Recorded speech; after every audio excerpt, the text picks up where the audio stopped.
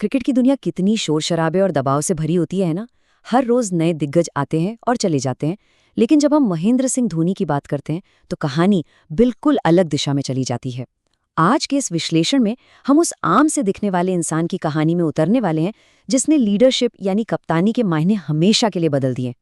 ये कोई ऐसी वैसी कहानी नहीं है, ये एक ऐसे शांत किरदार की कहानी है जिसने बिना शोर मचाए जीत की सबसे मजबूत नींव रखी। एक ऐसी विरासत जो इतिहास के पन्नों में हमेशा के लिए अमर हो चुकी है। अब यहाँ एक बहुत ही दिलचस्प सवाल उठता है। एक ऐसा इंसान जिसके पास ना तो पहले से कोई बड़ी पहचान थी, ना ही किसी का बड़ा सहारा, उसने इस सदियों पुराने क्रिकेट सिस्टम को आखिर पूरी तरह से कैसे बदल दिया? सोचिए जरा इस बारे में। एक बिल्कुल बाहरी इंसान जिसका इस चकाचौंध से पहले कोई लेना देना ही नहीं था, उसने आकर सारे नियम ही बदल डाले। तो आइए इस हैरानअंगेज सफर को थोड़ा और करीब से समझते हैं और देखते हैं कि ये सब सच कैसे हुआ। चलिए सीधे मुद्दे पर आते हैं। यहाँ परिचय होता है उस शख्सियत से जिसे पूरी दुनिया आज कैप्टन कूल के नाम से जानती है।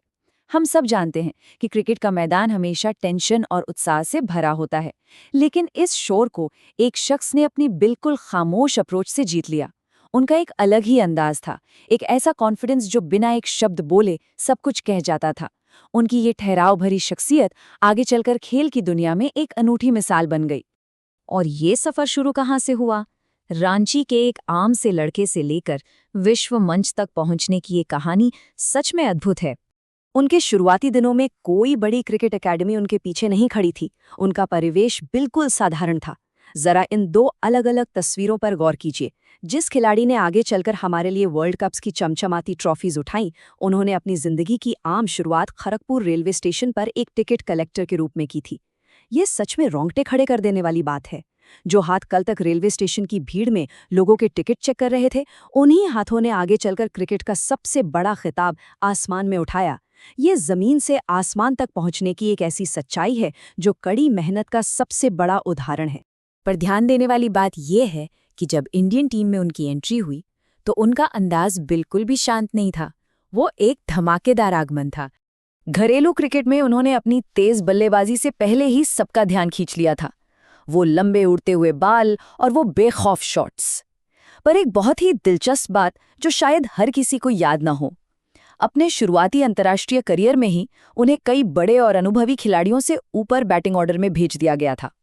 एक नए खिलाड़ी के लिए इस तरह के दबाव में आना किसी टेस्ट से कम नहीं था, लेकिन इस प्रेशर ने उन्हें तोड़ा नहीं बल्कि एक सुपरस्टार के रूप में निखारा।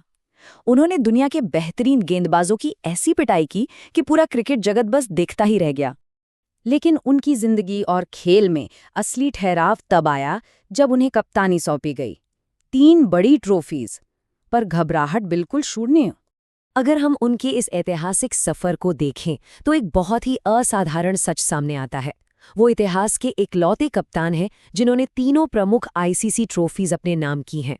2007 में आईसीसी टी20 वर्ल्ड कप, फिर 2011 में वो आईसीसी क्रिकेट वर्ल्ड कप जिसका हम सब ने सालों तक इंतजार किया, और उसके बाद 2013 की आईसीसी चैंपियंस ट्रॉफी।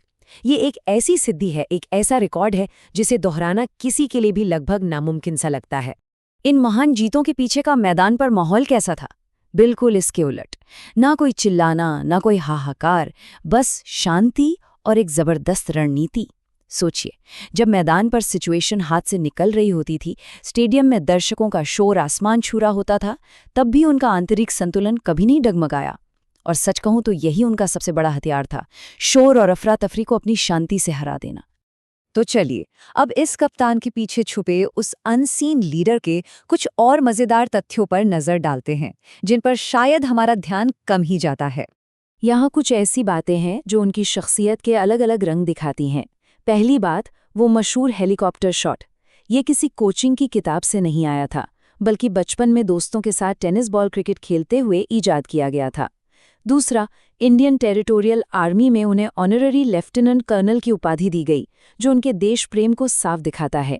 तीसरा और सबसे खास, उन्होंने प्रेशर वाली स्थितियों में हमेशा जूनियर खिलाड़ियों को आगे किया ताकि उनका आत्मविश्वास बढ़े। चौथी बात, उन्हें अपने व्यक्तिगत बैटिंग रिकॉर्ड्स की कभी कोई परवाह नहीं रही, टीम हमेशा पहले रही। और आखिरी, 2014 में ऑस्ट्रेलिया में उनका टेस्ट क्रिकेट से अचानक लिया गया संन्यास, ना कोई विदाई मैच का ड्रामा, ना कोई शोर, बस ठहराव। और यही चिंतनशील खामोशी उनके अंतर्राष्ट्रीय क्रिकेट के फाइनल गुड बाय में भी झलकती है। 15 अगस्त 2020। इस एक लाइन पर गौर कीजिए, thanks a lot, consider me retired. उनकी आखिरी विदाई बिल्कुल वैसी ही थी जैसे उन्होंने अपनी क्रिकेट खेली थी। कोई बड़ा आखिरी मैच नहीं, स्टेडियम में दर्शकों की कोई भीड़ नहीं, बस इंस्टाग्राम पर एक साधारण सा मैसेज आया। पूरा क्रिकेट वर्ल्ड हैरान था।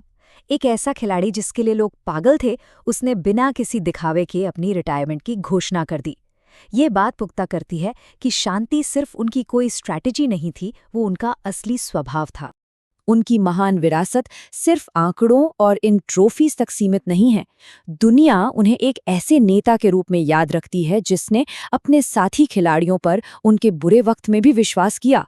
फैंस उन्हें उस मजबूत शख्स के रूप में देखते हैं जिसने सबसे कठिन और तनाव भरे मोमेंट्स में भी गेम को शांति से फिनिश कर दिया। उन्होंने अकेले ही करोड़ों दिलों में ये विश्वास भर दिया कि सच में कुछ भी असंभव नहीं है। तो चलिए इस विश्लेषण को खुद से पूछे गए एक सवाल के साथ संपन्न करते हैं।